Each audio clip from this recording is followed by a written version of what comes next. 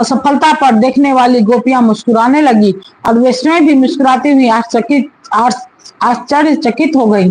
श्री भगवान श्री कृष्ण ने देखा कि मेरी माँ का शरीर पसीने से लथपथ हो गया है, तो चोटी में गुथी हुई माला गिर गई है और वे बहुत सी थक गई है। तब कृपा कर स्वयं ही अपने माँ के बंधन में बंध गए।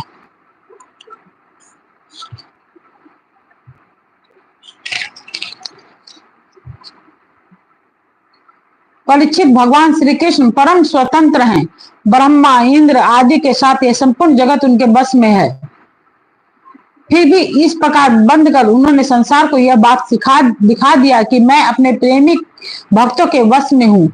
ग्वालिनी यशोदा ने मुक्तिदाता मुकुंद से जो कुछ अनिवर्चनीय कृपा प्रसाद प्राप्त किया, वह प्रसाद ब्रह्मपुत्र होने पर भी, शंकर आत्मा होने पर भी और वश स्थल पर विराजमान लक्ष्मी अर्धांगिनी होने पर भी न पा सके। यह गोपी नंदन भगवान अनन्य प्रेमी भक्तों के लिए जितने सुलभ है, उतने देह अभिमानी कर्मकांडी एवं तपस्वियों को तथा अपने स्वरूप भूत ज्ञानियों के लिए भी नहीं है। इसके बाद नंद रानी यशोदा जी तो घर के धंधों में उलझ गए और उखल में बंधे हुए भगवान श्याम सुंदर ने उन दोनों अर्जुन वृक्षों को मुक्ति देने की सोची, जो पहले से यक्षराज कुबेर के पुत्र थे।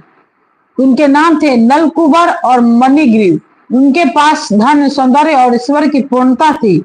इनका घमंड देखकर ही देव ऋषि नारद जी ने इन्हें शाप दे दिया था और ये वृक्ष हो गए थे। इति श्रीमद् भागवते महापुराणे परमहंस्यां संहितायां दशम स्कंदे पूर्वाधे गोपी प्रसादो नाम 9वां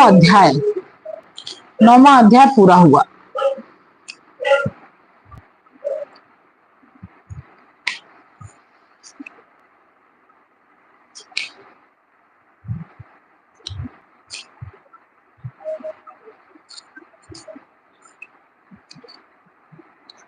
अतः 10वां अध्याय।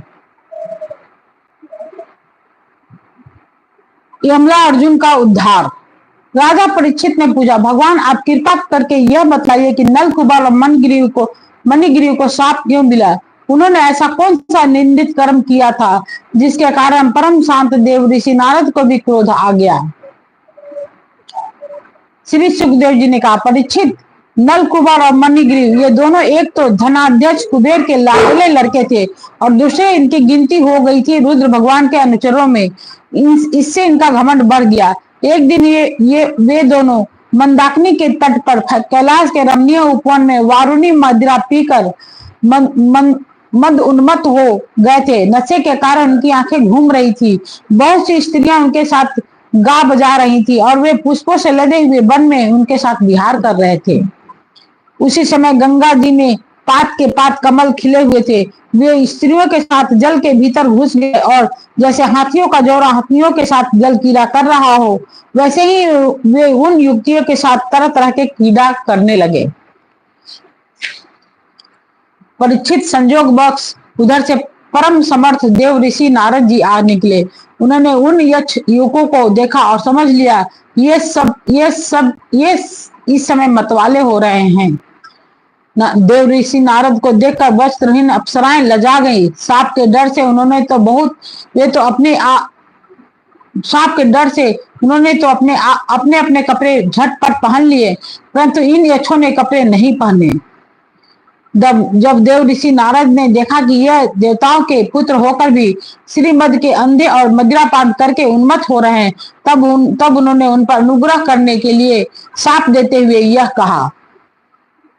नारद जी ने कहा, जो लोग अपने प्रिय विषयों का सेवन करते हैं उनकी बुद्धि को सबसे बढ़कर नष्ट करने वाला है श्रीमद। धन संपत्ति का नशा, हिंसा आदि रजोगुनी कर्म और कुलीनता आदि का अभिमान भी उससे बढ़कर बुद्धि भ्रंशक नहीं है, क्योंकि श्रीमद के साथ साथ जो स्त्री जुआ और मदिरा भी रहती है, ऐश्वर्य मद और श्रीमद से अंधे होकर अपनी इंद्रियों के बस में रहने वाले क्रूर पुरुष अपने नाशवान शरीर को तो अजर अमर मान बैठते हैं और अपने ही जैसे शरीर वाले पशुओं की हत्या करते हैं।